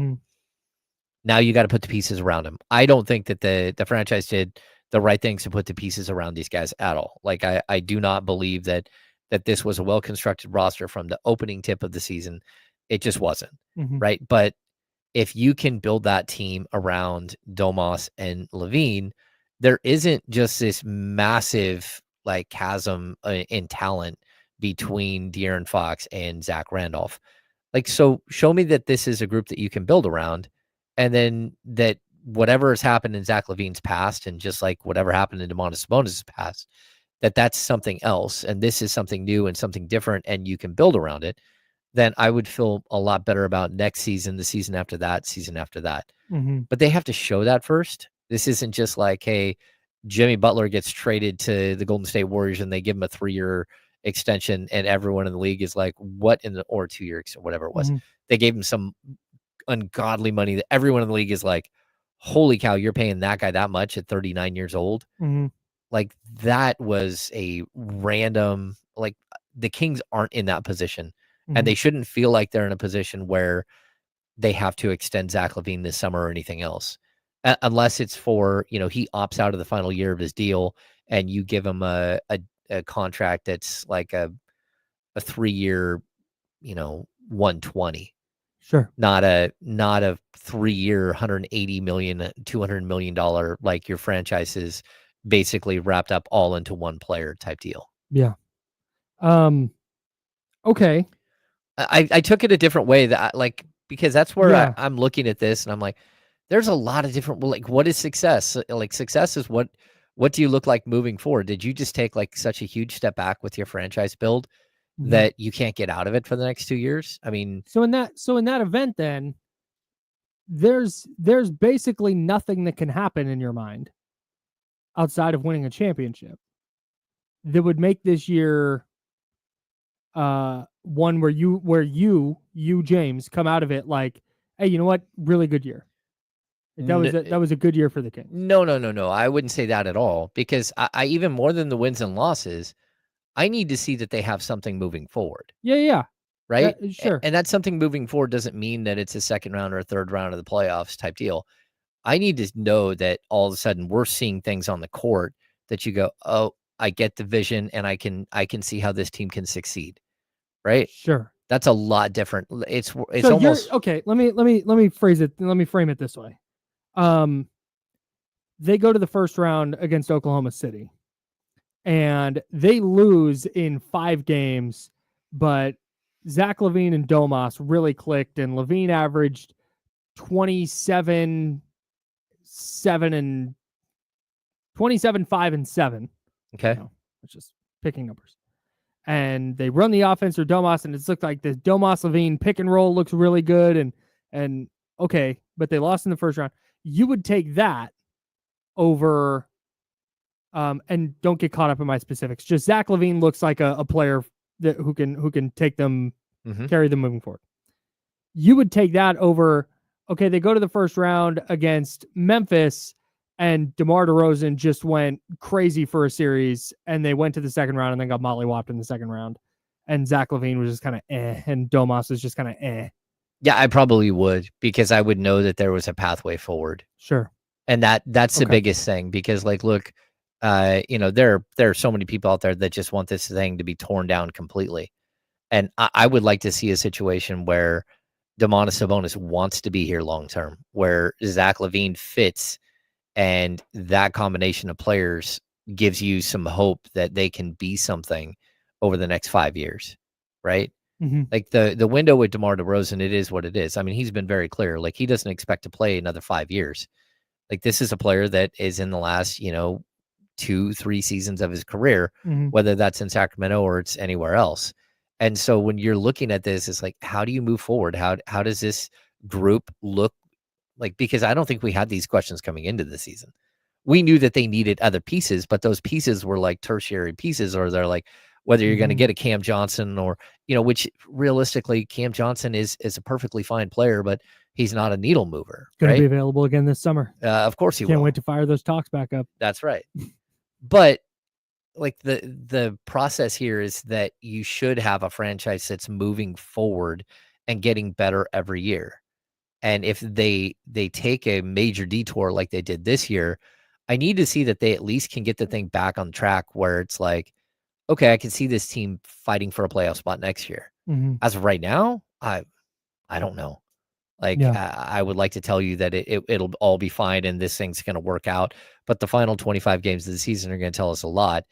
I need to see continuity. I need to see chemistry. I need to see that there are pieces that fit together, even if some of the other pieces don't, that this thing actually has a chance to be successful at some point. Yeah, you can't get anywhere without a core, right? A core.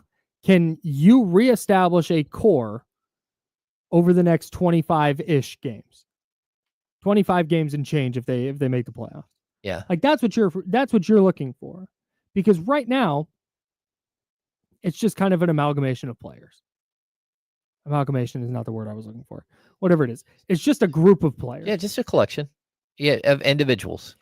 Because going into the year, you said it was Domantas Sabonis, De'Aaron Fox, and then when Malik Monk signed, I think you added Malik Monk to the core, and then Keegan Murray was in that kind of like next tier, right? Mm-hmm. And that was the group.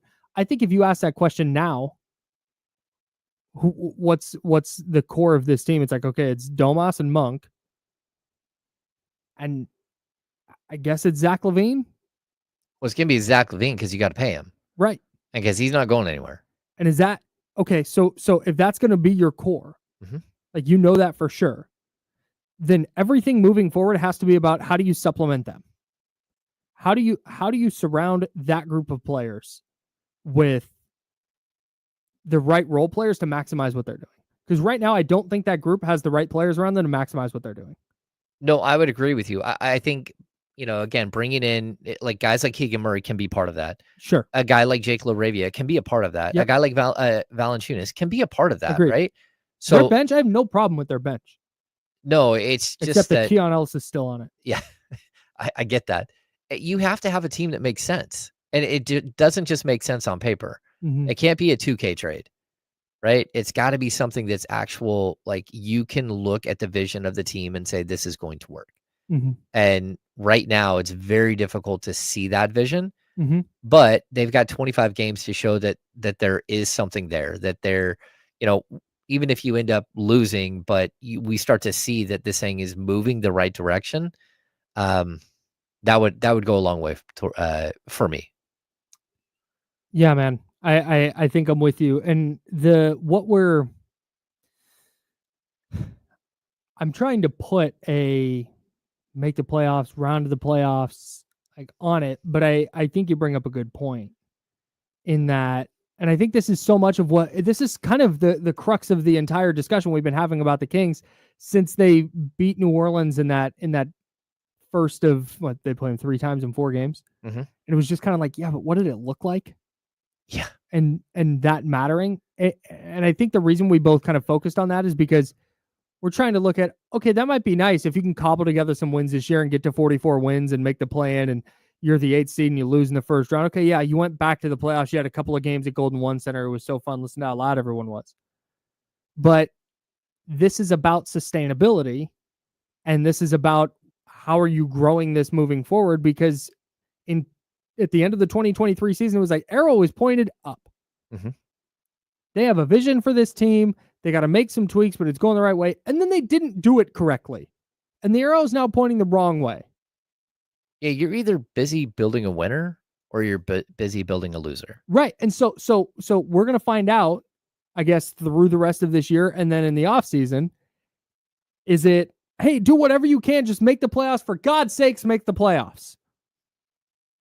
It doesn't matter what it looks like 2 years from now. You just got to, we're going to do everything we can to cobble together a playoff team year in and year out, whether it's the 8 seed or the 3 seed. There's no plan. It's just make the playoffs. Eventually that has to change. Eventually that can't continue to be how you're building a team, because eventually you're going to run into a wall. Mm-hmm. And you're going to run out of moves. When and that's what I'm worried about with Sacramento right now.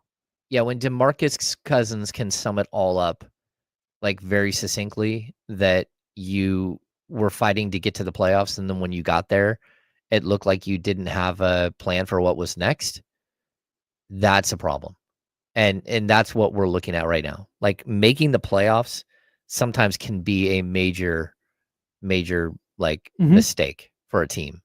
Well, and we, I think we all want to see them make the playoffs, but sometimes it's like you're rewarding something that isn't sustainable at all. Sure. And you just make life more difficult for yourself. Now, if they make the playoffs, maybe they run into some wins and they make a little run, and it'd be a ton of fun. But, yeah, man, going to be an interesting final 25 games in off season for sure. Yep. We'll have more of that coming up on the handoff, plus some scoreboard watching for the Kings tonight. Again, if they're going to make the postseason, they're going to need some teams ahead of them to lose. So we'll tell you what games we're watching tonight. He's James. I'm Kyle. The handoff with one of D-Lo or KC is next right here on The Insider, sponsored by Jiffy Lube. Joe Brazil's here as well on Sacramento Sports Center. Nip. Actually, there are two things that people brought up in the chat I want to look at. This one here. If you swap tomorrow with Cam Johnson, do you feel better about the roster? Anthony, if I swapped Cam Johnson for DeMar DeRozan at the beginning of the season, I don't feel like this season would have gone the way it did. As of swapping him now, I don't really like. What are you doing at that point? Like again, Cam Johnson's like going to be 30. Do I feel better about his fit with the team? Sure, yes, I do. But does that mean anything? I don't know. And then the other one was this. Monty didn't think that half the team would regress from Bobby Hill. You know what? Like, if you want someone to grow, then, let's just say you're, again, I like to garden, right? I have a full vegetable garden every year. And every year, sounds like a euphemism. I get the, I do a lot of work to get my soil ready before, right? Like I add nutrients to the soil, I add earthworms to the soil. I do a lot to make sure that the soil is rich. And then when I plant something, I plant it the right way, because you can plant something the wrong way. And then I water it at the right times. I give it nutrients. I make sure that I have as much sun as possible. I literally cut down trees to make sure I had more sun for my garden. That's how you make something grow. And what you don't do is overcrowd it. You don't put too many things in your flower beds. You learn what plants go next to each other. Like, it's really easy. Go look it up. You can figure out that when you plant a tomato plant, surround it with basil, because the basil will help keep the bugs off the tomato plant. And there are all kinds of vegetables that grow together and that are good matches, and all kinds that are bad matches. This is basic basketball 101. Like, if you didn't expect some of their players to regress, then what did you expect? What did you expect when you put DeMar DeRozan, a guy who averaged 24 points per game the season before and shot 20 times a game, next to De'Aaron Fox and Keegan Murray? Did you expect for them to grow? Did you expect them to regress? Like, it's not that difficult to understand how these things can go wrong. Kyle's looking at me like I'm crazy. 2 minutes. I did not realize that was going to turn into a Kings thing. I thought you were just talking gardening. No, but you understand what I'm saying, Yes, right? yes.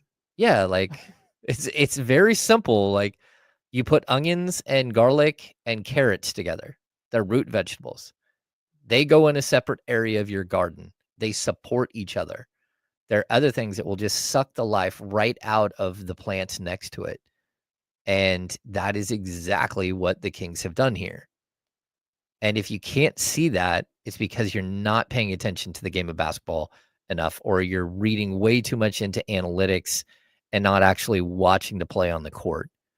Because I can guarantee you this, there's a player like Keegan Murray that played for the Chicago Bulls that never got his career going because he played next to Zach LaVine and DeMar DeRozan. And that's not to say that DeMar DeRozan and Zach LaVine did anything wrong. But Patrick Williams never became Patrick Williams because he played next to these guys. And now Keegan Murray is in that same situation. And it's just like a very basic understanding of like what will make like players get better, what will give them the best opportunity to succeed.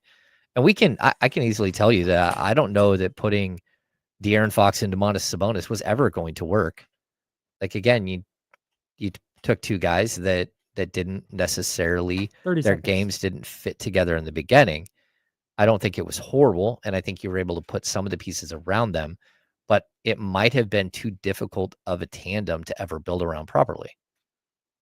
Ham's cooking. I thought it was late. I was like, oh crap, sorry guys. Yeah, we got philosophical about gardening. No, Yeah.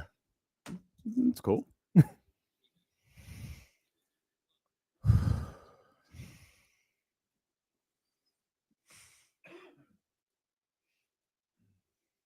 Now, back to the Insiders with James Ham and Kyle Madsen, brought to you by Jiffy Lube on ESPN 1320. Yeah, it sure is. He's James. I'm Kyle. Joe Brazil behind the glass is hanging out with us today and tomorrow, from what I understand. Salute. Yep. Love me some Joe Brazil. Yeah. Producing, answering phones. We didn't. Do you want to be here for? Mitch has been on the line for an hour and a half. Well, yeah. I'm always down for a good Mitch call. Okay, cool. Hang on real quick before we get to Mitch. It's time now for the handoff. Taking the handoff from James and Kyle today, here's D-Lo, Damian Barling. And now here's Mitch. Hi, Mitch. Oh, hi, Kyle. I thought something's wrong with my phone. How you doing, James? Yeah, I know. It'd be the end of the world if I don't get on. What's going on, Mitch? How are you? Damian Barling's here as well, Yeah, Mitch. It's okay. Drive, go to the stores, supermarket. Everybody hears me. It's okay. Not a problem. They understand my accent, and I'm sure I'm already getting roasted on the chat room. But anyway, I would love to see these first-round picks that Utah's having, and they're going to have another 2 lottery picks this year, I believe. That's why I wish the Kings would be trotting out there now. Ugh. But they All better put to save face. They better put in Devin Carter. All right. All right. Thanks, Mitch. And one more thing with maybe a good trade would be Devo Carter for Michaels, the tight end for the Raiders. Raiders need a wide receiver and a running back, and Devo can run like he's mad at the grass. We'll take it. Okay. Thanks, Mitch. Yeah. Appreciate the call. Wait, Debo for who? Well, I believe he wanted to trade Devo Carter. The Kings rookie to the Raiders. Yeah, for Not Michael Mayer, sure. I believe, is who he wanted the 49ers I to can't acquire. believe there are stations that don't allow that man on the air. That's insane. Like, he is just He's a treasure. gold. The very best. He's Solid just The Kings should terrific tank, every time. and the 49ers should trade Deebo Samuel to the Raiders for Michael Mayer. Good call. We're solving problems. That's the thing. Like that's just. I mean, I don't know. We're talking about what let's bring you in here. Let's bring you into the conversation, which is the Thank whole you. reason you're here. Oh, it's good. That's good. Is there a way the Kings could have a year that you would define as successful this year? Yeah, you go win a playoff series. Oh, Jesus. It's a lot. It's a lot. Yeah. Because I asked this question wanting to be like, okay, are people just wanting to see them in the playoffs? Yeah. And get a couple of playoff games here at Golden One no matter what? Yeah. Or do they have to, is it still, hey, you have to win a playoff series? Or no, it's not that. Like, is it the bar has been lowered? Let's like right. That's what I want to know. How low? It's been lowered a lot. Like, if this team makes the playoffs, this team with Mike Brown being fired, De'Aaron Fox being traded, if this team makes the playoffs, that's probably a successful season. Was it a successful season in October? That could be up for debate. Like I think the conversation would be, would a 50-win 4th seed losing in the first round, would that have been successful? Oh, maybe not. Would a 48-win 6th seed, losing in the first round, would that have been successful? Maybe, depending on who you ask. Mm-hmm. But that's not the case anymore. Like we're Sure. we're living in different times. Yeah. And if the Kings make the playoffs, you consider, again, we're not looking forward. Mm-hmm. We're not looking behind us. Mm-hmm. We're looking at this singular season. Mm-hmm. If the Kings made the playoffs this year, it'd be a successful season. And I think so Even right. at 41 and 41 or whatever. Right. Even then, we're just kind of, because success is a lot about just the vibe, right? Yeah. Mm-hmm. And if they make the playoffs, it's going to mean, because I think they're going to finish right about 42, 43 wins. Mm-hmm. That means you had to make it through the play-in. So you won 2 play-in games. Yeah. And then you went to the first round. It's like, man, you know what? They lost to a really good Oklahoma City team. But hey, you know what?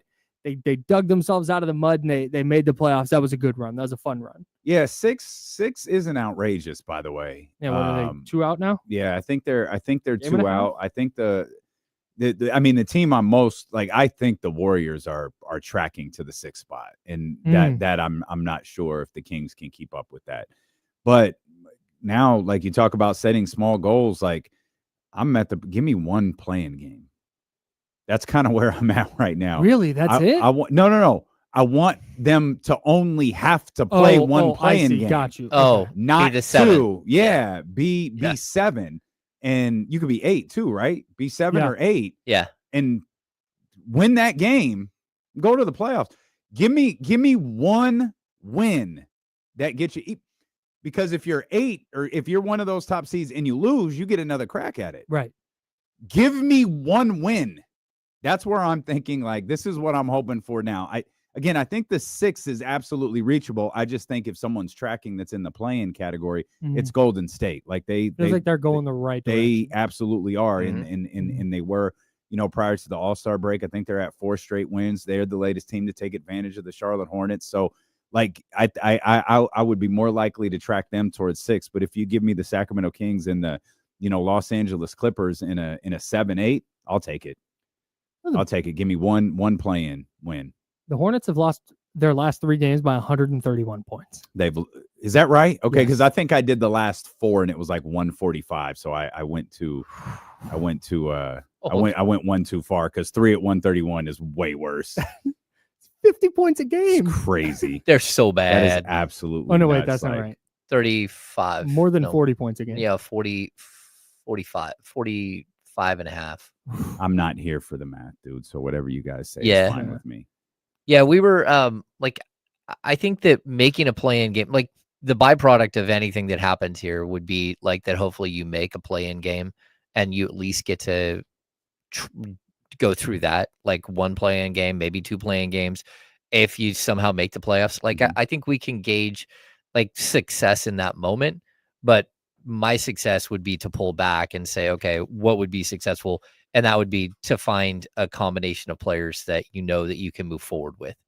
And like the hope would be that somehow Domas and Zach LaVine look like a better combination on the court together than De'Aaron Fox and Zach LaVine, and that you can build around that where you couldn't build before.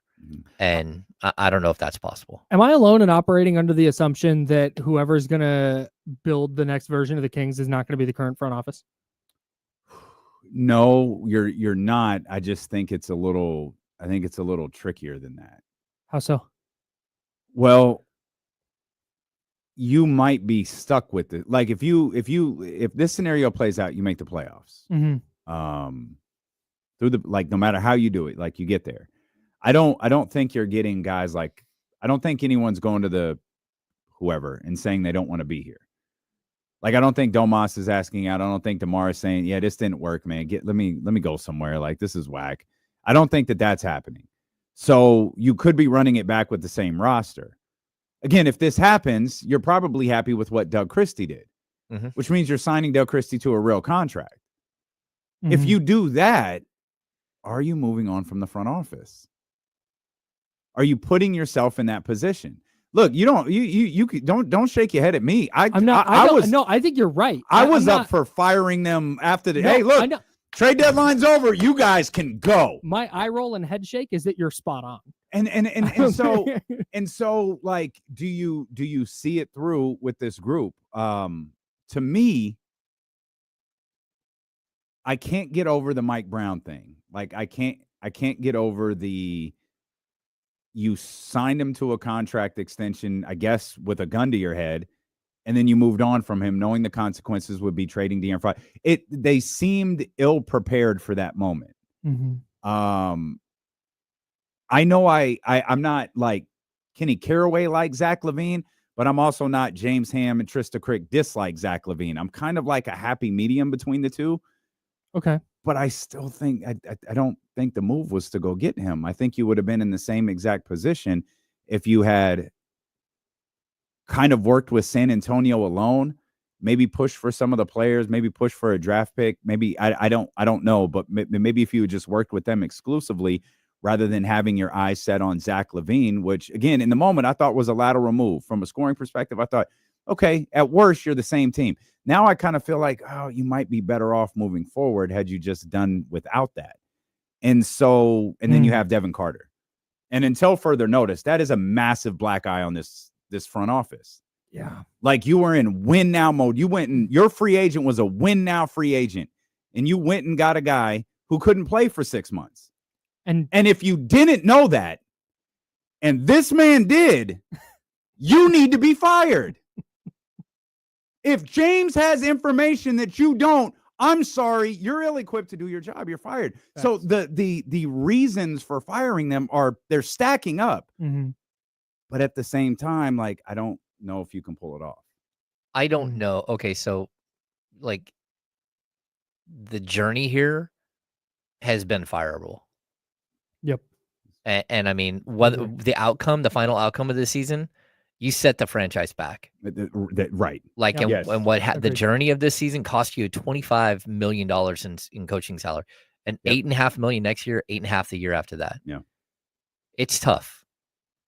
Like, Yeah, no, 100%. I taking completely on agree. the salary that they took on, they're Mhm. over the cap with 8 players on the cap under Ugh. not over the luxury, but over the cap Oof. with 8 players on a Nice. contract for next year. D'Lo and KC coming up next. What do you guys got? Yeah, this is some more of this. Also, unrelated to the Kings, it became glaringly obvious to me last night who the most underrated player in the league is, and maybe the most underappreciated too. It's not Domantas Sabonis. Wow, a He's lot in of the category. GP2 talk coming up. Love to see it. Man, he was on. Not he. This guy was on full display last night, and he is incredible. Can't wait.